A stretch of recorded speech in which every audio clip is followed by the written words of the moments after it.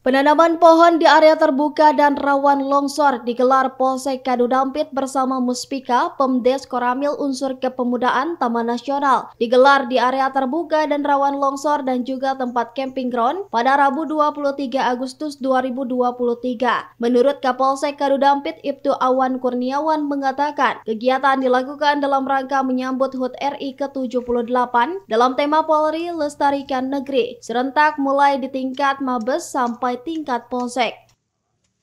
Alhamdulillah pagi hari ini, hari Rabu tanggal 23 Agustus 2023, kita melaksanakan penanaman pohon secara serentak di tingkat Kecamatan Kadudampit.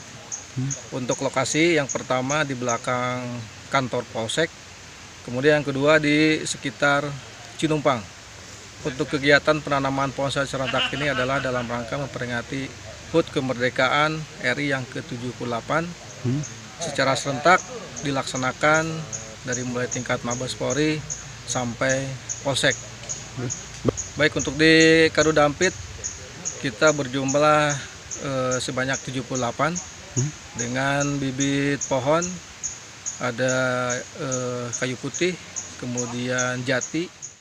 Sementara itu, adapun pohon yang ditanam sebanyak 78 pohon yakni kayu putih, mahoni, dan jenjeng. Dengan adanya kegiatan tersebut selain untuk penghijauan juga melestarikan lingkungan. Dari Kadudampit, Kabupaten Sukabumi, Muhammad Ujang Heriaman melaporkan.